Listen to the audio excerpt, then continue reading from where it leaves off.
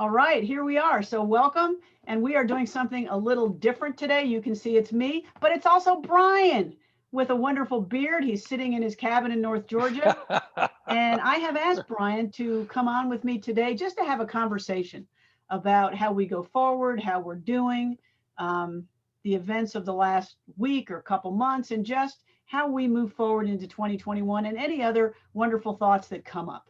Because I always enjoy my conversations with Brian.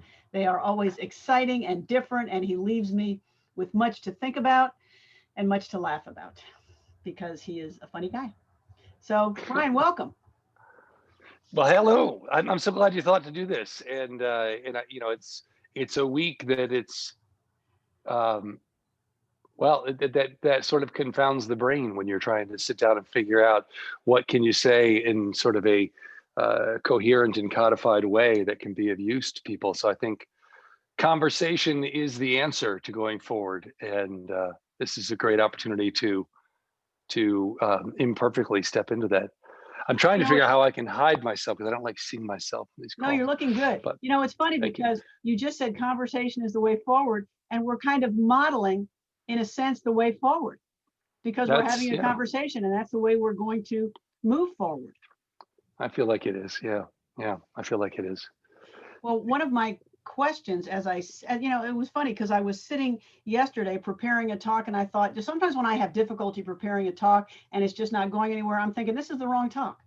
And so that's what prompted me to call you and say, I think we just need to have a discussion, just to have a conversation on how we're feeling and what our thoughts are on going forward. I got to tell you, for me, this has been a week, especially since Wednesday, of just real distraction.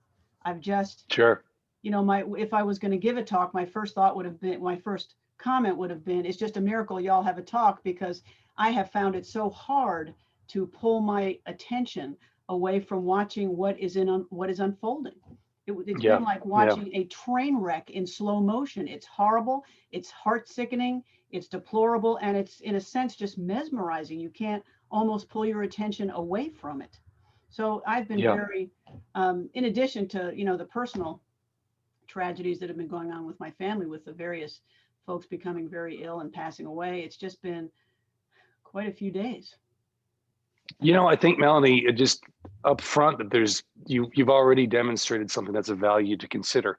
And that is, when you were working on the talk, you were feeling resistance, that it wasn't jiving, it wasn't landing where you wanted it to. And I think that's useful for everybody. I think that resistance is information.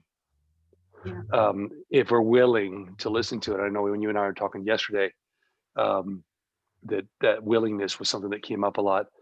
And I also think it's really valuable this week in particular to remind each other, as we try and move through the motions of our lives, that this isn't overwhelming. It's just math. You just look at your life. It's just math. 2 + 2 = 4. You got all the things going on. You've got the things going on in your own personal life, the tragedies that you all have been sadly dealing with. We have a turnover of the new year. We have all these transitions that are happening all at once. As I've been saying for, it feels like the last 12 months, if you're not overwhelmed, you're not paying attention. If you are overwhelmed, that's just math. That just makes sense to me. Yeah. So it just seems to me, given that this overwhelm, one of the things you said yesterday really struck with me, and I'm sure we're gonna refer to stuff we talked about yesterday, but one of the things you said was, as we move forward, people need to keep assuring themselves that they are enough. Because one of the things that strikes us in these moments, we sit in our homes and we think, what can I do? What can I possibly do given the chaos and the pain and the uncertainty? And it makes us feel a bit insufficient. It makes us feel uncertain, off balance, and unaware that there's anything that we can do. Right? Doesn't it though? Don't just not feel that way? There's this palpable sense of, the way I put it is, there's this drumbeat that's been in my head since like late last February, early March, of put me in, coach. what can I do? I think, and I think it sort of makes sense when there's profound upheaval in our lives. There's a fundamental need to try and stabilize it. But there's also just, I think, as people of faith, um, there's this desire to be a broker of peace, somehow be a part of a solution, to ease the suffering and the pain of that we're seeing everyone deal with on some level, Yeah. you know. Well, there is that need, but then the question becomes, how do we do that? Because part of the problem is, at least for me, I feel if I can't fix anything, it's almost not worth, I'm not sure I can do anything, because we see Mm. such global, such massive need here and everywhere. I think, my God, I'm just overwhelmed by all the need. But then I think maybe what I do is just take a step forward where I am right now. Maybe I just display love to the next person. I would say I meet, but I'm not meeting a whole lot of people these days. So maybe the next person I talk to, the next person I interact with, I just concentrate. It's like you with your hula hoop, which I don't see in this shot, very disappointing, but it's, what can I control now? What's even a small light? What small light can I shine right now? Starting with on myself, to let myself know that there are things I can do, there are changes I can make, there are steps I can take, moving into the larger circle of folks I impact. And you and I have talked about this a lot. I think that's ultimately what it is. I think it's sort of poetic, that a lot of this upheaval that we've been upheaval, what an under what that doesn't even come close to the mark, does it? But what we've been experiencing, it's poetic that it would happen right around New Year, when we're generally in a place of self-examination and trying to figure out what will make us more happy and what more fulfilled, or And a more of place, who. it's also a time of passage from Yes, one to the next. yes, and what will make us more of that person we think we should be.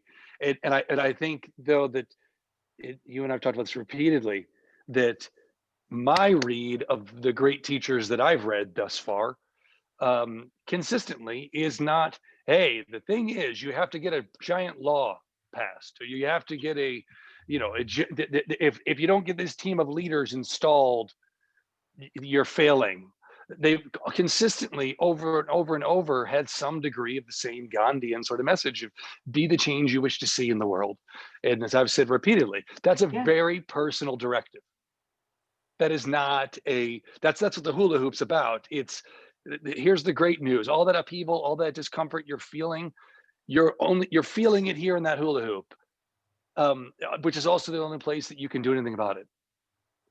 And it's, the people that, it is absolutely about how we interact with one another. There's a very popular narrative right now that we're so divided. We're so divided. We are clearly divided. But you notice, we're not saying they are divided. We're not saying he is divided. We're saying we are divided. Well, I'm part of we.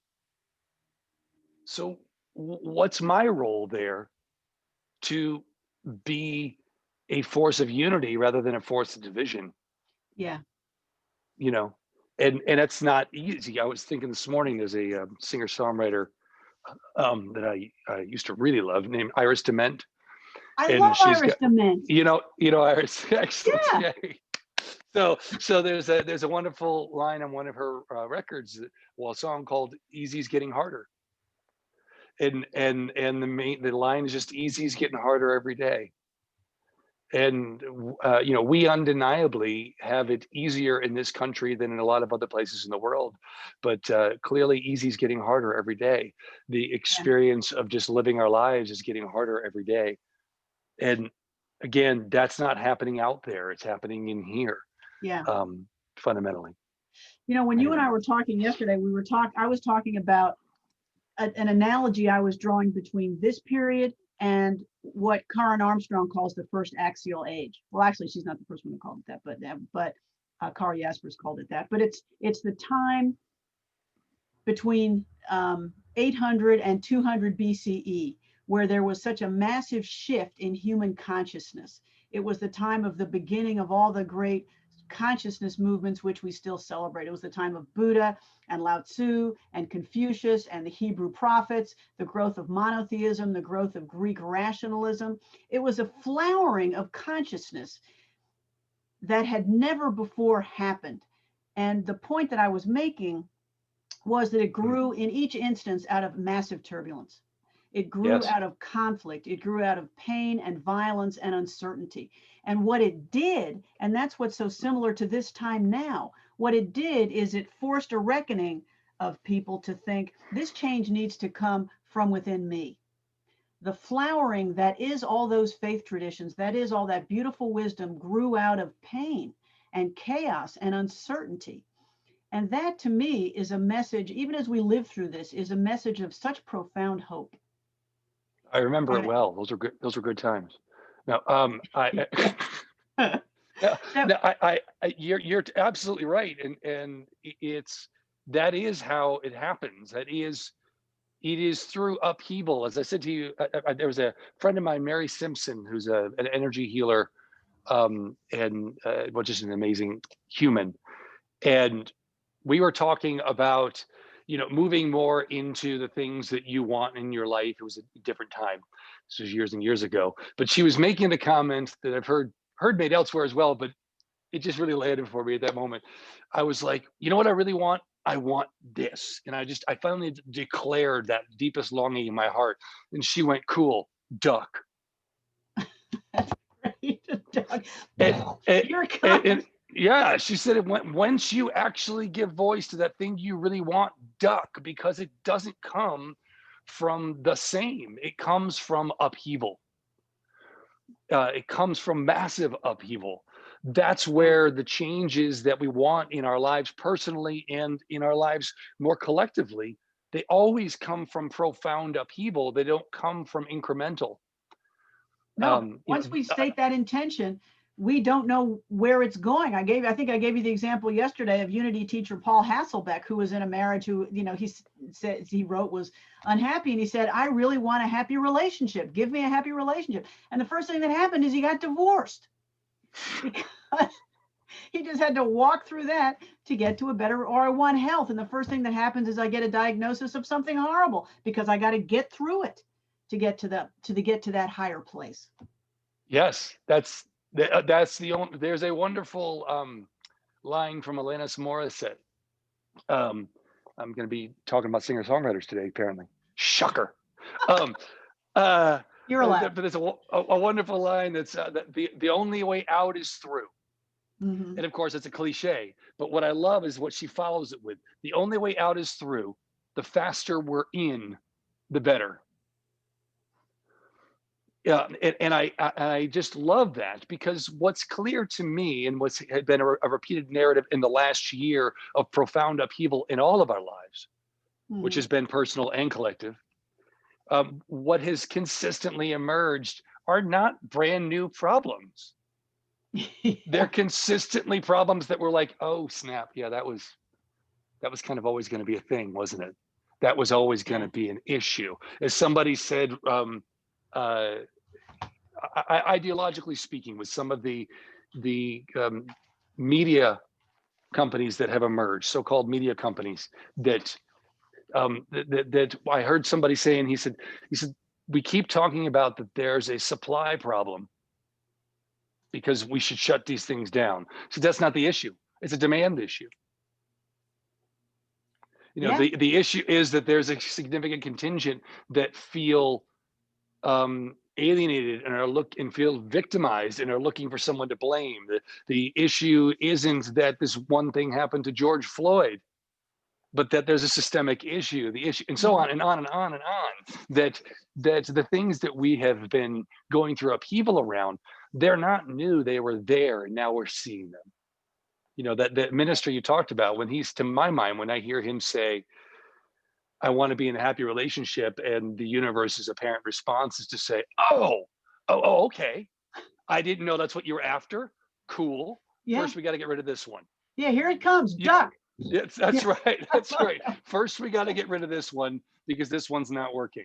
Yeah. And that's, yeah. And I'll tell you, by the way, it's all well and good to talk about it. Since I talked to you, I've been going.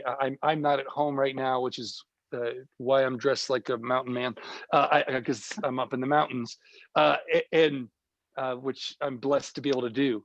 But I've been full on Frank Capra the last 24 hours. Like I'm a movie nut, and I've just been watching a constant stream of Capra films, trying to reconnect with a sense of hope and possibility. But even those, there are these films that have like this 10 minutes of hope at the end of any Frank Capra, who's It's a Wonderful Life, if you're not Right. familiar with Frank Capra, to anybody who's listening, in a bunch of other amazing movies. But it's always like this 10 minutes of hope after profound upheaval. Yeah. Well, that's It's a Wonderful Life. Yeah. That's right. That's right. But that hope is so palpable and so strong that there's this sense, if I can just ride out the whole 2 hours, that 10 minutes at the end is going to transform my perspective of the world. But we also, in that sense, Yeah. we also keep faith. We also keep faith in our hearts that we can be agents of that change. Yes. That we can. It's not just something that's gonna the angel, Clarence, whatever his name was, is not just gonna deliver to us. That we can be. Remember the angel thing in It's a Wonderful Oh yeah. Life? Oh, I remember very Yeah, well. there you go. Yes. Yeah. But we can be agents of that movement. I mean, Absolutely. we're here as co-creators, and so one of the things Absolutely. our spiritual practices do is help us maintain our readiness for that. I remember a quote from Kurt Vonnegut, who said that we have to be continually jumping off a cliff and developing our wings on the way down. Yes. Did we know the events of last week were going to happen last week? No, but sometimes it just happens. On a day we wake up and think, gosh, this is going to be a normal day. Here we are. Blam. But let me ask you a question, Melanie. So what does that look like? Like, do you grow those? You mentioned yesterday that maybe our faith practices are helping us to sprout wings, Mm-hmm. that we then leap going, well, I know I got something going on back there. I'm hoping that if I jump, I feel something, that it'll unfurl. Yeah. Is that what that looks like? I think that's what that looks like. And I forget who it was who said, I knew always that this would happen. I just didn't know it would be today. And, there's a sense in all of life of like, here we are. So what does that teach us? It teaches us to do the things that you've always been talking about. Realize there is no certainty. Realize that we need to pay attention. Realize that we always need to keep our connection with the holy so that when these things happen, we can step into them with a sense of equanimity and balance. Yes. And prepare our inner soil, if you will, so that it is ready when we need it to flower.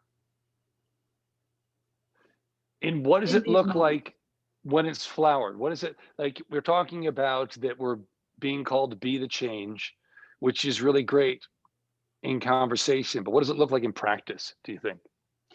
It looks like, that's an excellent question. For me, it looks like the ability to maintain balance, and this again, for me, is more aspirational than practical, because as anybody who has had conversations with me recently knows, I don't always do this, but to keep our hearts open and maintain compassion, even for those with whom we disagree.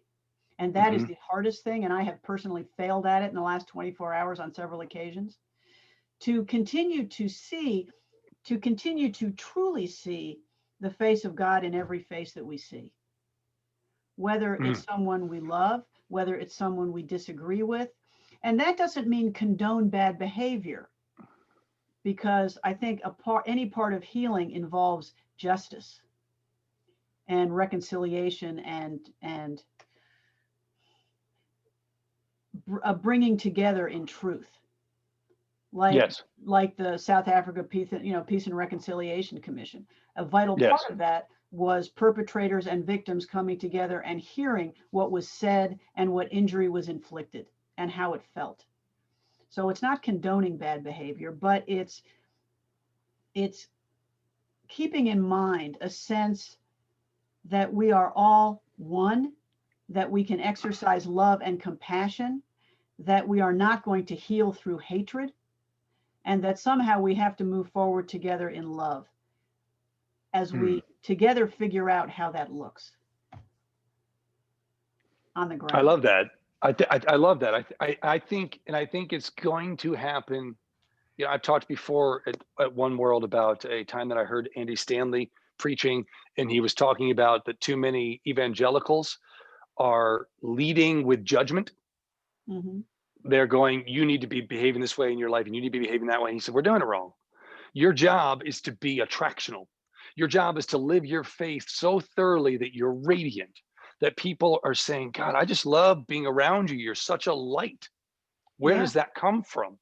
And he's like, then and only then do you even begin to talk about your faith and your notion of God. Your job is to live that first. Your job is to live that light. If you think that we're in a time where hate and discord and fear are having a pronounced moment, my job is to answer that with love in my daily interactions. But see, and the upside of that is when you, that's a beautiful way of putting it, but when you can do that and model that for other people, they find it in themselves. They don't change their behavior because you've put a boot up their ass. They change it because they find it in themselves. And they do. Realize, and yes, go ahead. I'm sorry. No, they just realize that same light is in themselves, and they want it. They want to live by it because they see your light. They do, and it's such an interesting time, isn't it, Melanie? I mean, this past week was, I don't think any American of goodwill found this past week anything but, God, I don't even have the adjective. That's the point. I mean, it escapes adjectives. I never thought in a million years I would see people storming the Capitol. What? I mean, it was, and so what do you do with that when we know that it doesn't matter who's in office? What has been exposed is a division within us, a division within our own sense of reality of what's happening. Some of that's a function of propaganda, which is a problem that needs to be addressed. But again, I don't address that by yelling at my neighbor and telling them what you're being lied to. No. Even if they are, that's not the path. I was thinking a few things I was thinking about that. For me, I can be right now. But there is, in my read of Jesus, try it like this. In my read of Jesus, one of the biggest tricks is determining when is it time for me to be turning tables in the temple, and when is it time for me going, forgive them, they know not what they do. Yeah. When is that spot? And the reality is I can't know it without doing it badly sometimes and better some others. But I think for me functionally, it's I can be right. I can stage an argument. I can out talking point you. I can blah, blah, blah, blah, blah, blah. But what is that serving me? Am I wanting in my daily relationships, be it at the grocery store, be it with my close friends and family, we're all having these little civil wars inside our families, in our friends. Do I want to win my talking points, or do I want to have a transformative relationship? Do I want to somehow heal this? There's that wonderful line from Course in Miracles that says, when I defend myself, I'm attacked. When I defend myself, I'm granting you the right to attack me. But if I don't defend myself, there's no conflict. Right. There's space for me to go, wow, I don't see it that way. Can you help me understand how you do? And because underneath that, the reality is that everybody's afraid. I mean, I told you, my politics, and going into this administration, one of the things that was jarring for me was I suddenly went, my God, there are 30% at least of my neighbors who have spent the 8 years prior to this administration terrified like I am now. Yeah. And that means that we're leaving each other behind somehow. So how do I create room for those conversations? How do I create, there's a, sorry, I'm kind of going on a bit here. Okay. There's a wonderful scene from Ted Lasso, which I mentioned before, as a series that's been a salvation for me during this time. Oh my God, I love him so much. But anyway, at one point, Ted Lasso, he says, he's such a Capra character too, by the way, although it's not Frank Capra, obviously. He calls over, there's been this conflict of this team that he's coaching, where one of the players has just treated another one abhorrently. Just trashed rules of norm for how they treat each other as teammates. Mm-hmm. And the coach calls the guy who's just been abused over. And he says, let me ask you a question. What's the happiest animal on the planet? And he says, I don't know, coach. And he says, a goldfish. He said, why a goldfish? He says, because the goldfish only has a 10-second memory. Be a goldfish. Yeah. And I think that there is a bit of a necessity for me right now to reduce my level of carrying grievance Mm-hmm. if I'm going to create room for my level of increasing growth. That can be a challenge. It is a challenge. It is a challenge because I'm heartbroken and I'm angry and I'm scared. Yeah. Melanie, there was a conversation I was remembering. It's going to sound like I'm tooting my horn here, but that's not the idea. That where I was this was not long after my divorce, and I was back in Atlanta, and I had dinner with two friends of mine who I'd grown up with. We went to high school and together and have stayed close over the years, though we have sort of begun to diverge more and more and more ideologically over the years. And we had dinner and we were sitting and talking, and they're born again Christians. And they were interrogating me about unity and the unity faith specifically, but all of us many paths, one God folks out here, they were interrogating me. And initially I was point by point coming through and hitting back. And then I literally had this moment on the sofa where I went, is this working? And I asked, I literally, I remember this vividly, just taking a second and praying and just going, show me the loving path here. And in that moment, I got to a point where I said, hey guys, I'm going to need to stop the conversation here soon, but I want to say something to you first. It's clear to me that based on your set of beliefs, I'm going to hell. I don't mean that in a light way. You legitimately believe that because of the beliefs that I have, I'm condemning myself to hell. Mm-hmm. And you are now passionately, sometimes painfully and meanly trying to argue with me about this. But I want to honor that the reason you are is because you love me and you don't want me to go to hell. And so I just want to say thank you for that. I feel how I feel and I believe what I believe, but I'm grateful that you love me. And I want to thank you for that. And to my mind, it's making space for more of those conversations in my life right now. Right.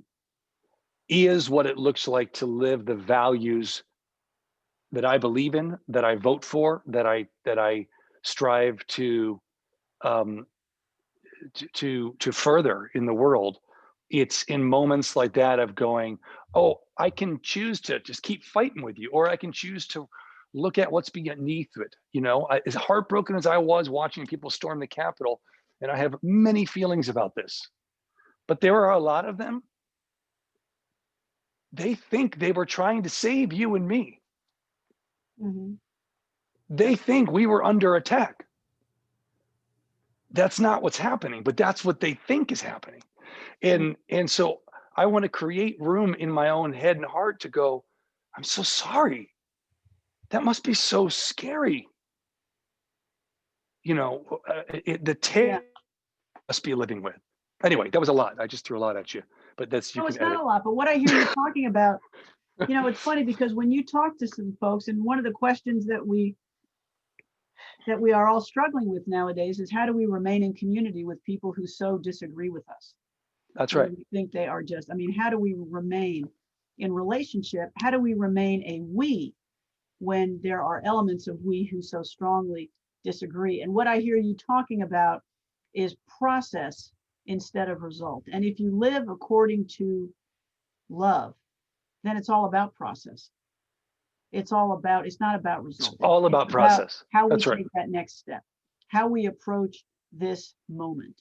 And in a sense, we release the outcome. We just say, I trust that if I take the next right step, that it will result in the advance of love, or it will result in something better than is right now.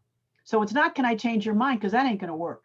If you have a conversation with Correct. somebody who believes dying, it's just not going to work. So you have to, in terms of staying in relationship, you have to stay in dialogue, in loving dialogue. I would say you get to even. I would say that the alternative is disillusion. And I mean that disillusioning, that we dissolve. The alternative is that we dissolve. But the more we lean into, we talked about this yesterday a little bit, that this is the time of year usually we're busy talking about diets, they're crap, but and all these things you should do. But the reality, what you and I talked about, is that, to me, I never do what I should do. I do what I want to do. And if I can pull back the lens from the acute anger of this conversation and to see what I really want is that when people are in relationship with me, they know it's a place of safety. They know it's a place of love. They know it's a place of willingness, of listening. They know it's a place that we can disagree and go out for a beer afterwards. That's I lost my thread there, but about quarantine brain. But that is what it's what's the real goal. And what I was getting to was that in that vein of diets and such, that it's like I get to be sore for a while. Yeah. So that because I then want to be in a body that supports my life better. Yeah. I get to be uncomfortable in conversation with my friend X. And yes, I have a specific person in mind right now, that I get to be in conversation with that person that's uncomfortable right now, so that I can build a stronger foundation of love underneath our conversation, underneath our relationship. The other thing you said yesterday that really struck me was one of your responses when you are having a challenging moment with somebody else, or even in your own life, and you ask yourself, so what else is true? Oh, yes. What else about this is true? Because we are so tempted to make every situation or every discussion into a single story. And we have to remember that there is complexity. There is complexity, and that is that is specifically what I meant when I brought up the Capitol riot, storming, insurrection earlier this week. Is that, look, I was screaming at the television. I was crying. I was literally trying to stay near a bathroom because I didn't know if I was going to throw up. And I was just absolutely fevered with what is mine to do here, and I'm so grateful in many ways I wasn't there, because I don't think I would have had it in me not to answer combat with combat. But why I brought it up earlier was because I was going, what is also true when I'm watching these people do this? And that's why I brought that up, is it doesn't change my outrage. It doesn't change what I know to be right or wrong. But if I want to see real change in my own life or on the larger life, it doesn't happen with anything but me doing it. You know, I have a podcast that I call Begin by Beginning. If you want something to change, you begin. That's how it is. It doesn't come as passionate as I can be about elections and everything. It doesn't come with any candidate. You know, one of the things that I said, a lot of my people that share my sort of progressive ideology during the Obama administration were forever pissed off that he wasn't doing enough. And I was like, that people that were in that place, I'm like, you're fundamentally misunderstanding the role. He doesn't have that much power, nor does he have that little power. For everybody who's saying he was the great Satan and destroying everything, nope, doesn't have that much power. Doesn't have that little power either. You know, and more importantly, he's not Albus Dumbledore. That's not the world we live in. With any person we elect, Beyonce is not Albus Dumbledore. She can't wave a wand and make everything better. The change that we seek is seeking us. The difference we want, the change that we want to have happen only happens in our interactions. Yeah. It's the only place. It doesn't exist anywhere else. Again, we are divided, not he, not they, not it's we. And so it comes back to my actions, which is great news. I said to my friend, I said to Caroline, my girlfriend, and she keeps bringing it up because she was going through something that she went, look, I'm having an awful time of it, but I'm completely aware that this is entirely of my own making. And I said, well, that's outstanding news. You know, if you know this is all of your making, that means that you have some room to affect it. And I think what's clear at this point, yes, is that there are some of the fundamental tears in the fabric of our reality right now that we're all living through. And that's what we're dealing with. We're dealing with fundamental tears of our fabric of our reality. It's of our doing, which is great news. Yeah. You know, it's a drag. I don't want to be doing this work right now. I don't want to be faced with what we're faced with. It'd be nice if, but in many ways I do, right? I mean, all these times that we've been in churches like One World and talking about how much the world could be this different place if only things would change. Well, you're welcome. Yeah. But there's a reason we're here. There's a reason we're here because it's ours to do.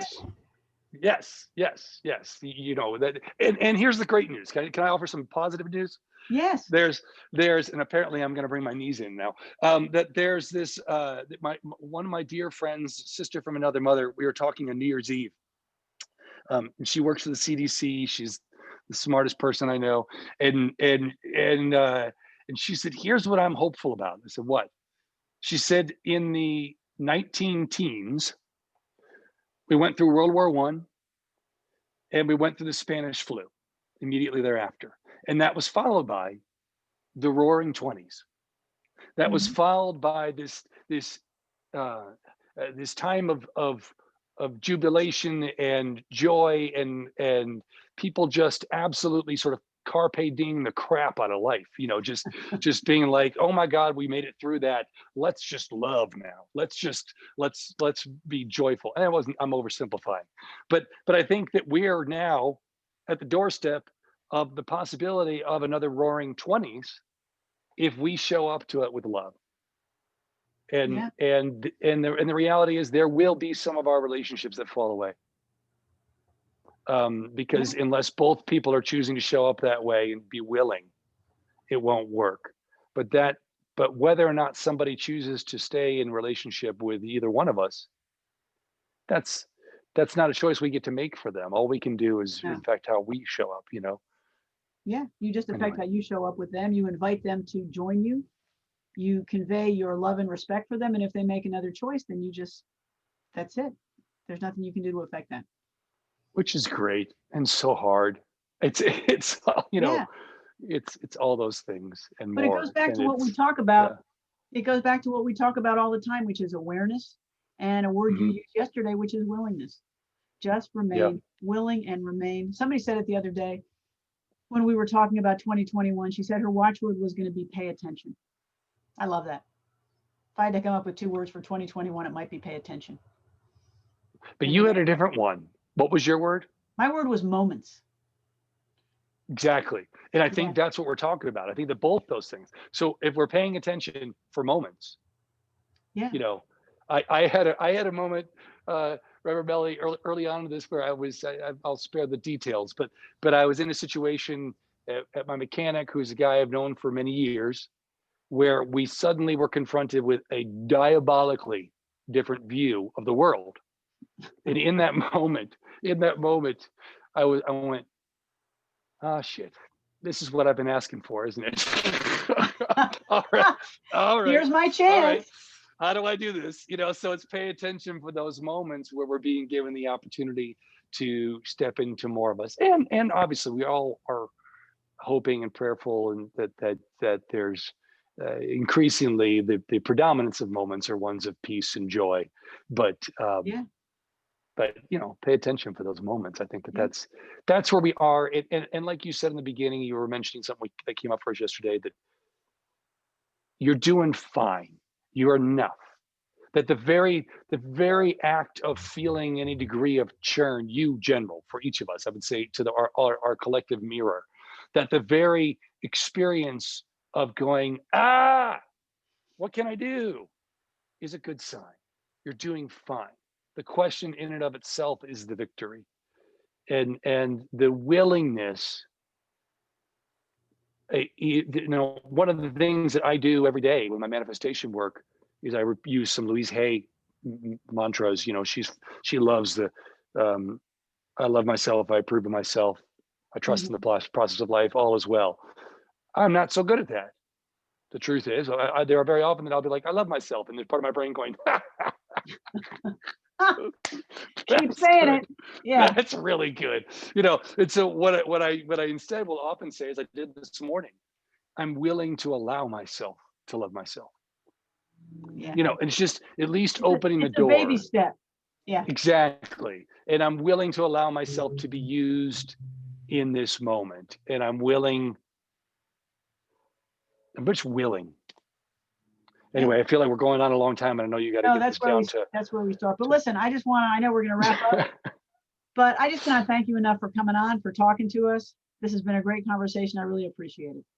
I love talking to you, my friend. Best. You are the best. I love our conversations. We laugh, and we go deep, and we all the things. And I just, it's been, when you yesterday when we were talking, and I mean, just the way I feel about you as a friend, you know, you're like, can you? The answer is yes. You know, so I feel privileged to be here. I hope that this is of some service to everybody. Thanks for bearing with the bad connection and my ever evolving beard. It's I know it's a new thing. We like it. Well, it's funny. What's so funny, Melanie, is that I was thinking about this last night. What's funny is that nobody in person sees the beard. They only see it on screens, because in person I'm covered. I got a mask on. And I got this mask that takes the whole beard, and then the sideburns pop out the sides, and I just must look like something. Anyway, this has been a joy. I really hope it's of some use. And I just really want to say to everybody, be really, really loving to yourself. Start there. That's where you start. Start by loving yourself. We will get through this. If you're inclined to scream, good. If you're inclined to cry, good. If you're inclined to curl up in a ball on the floor, good. All of it's right on time. If you're not overwhelmed, you're not paying attention. This is as real as it gets, as hard as it gets. And we can rise to this. We do that. It's what we do. It's what we do. We will. This is what it looks like. So anyway, thank you. All right. Thank you, Brian.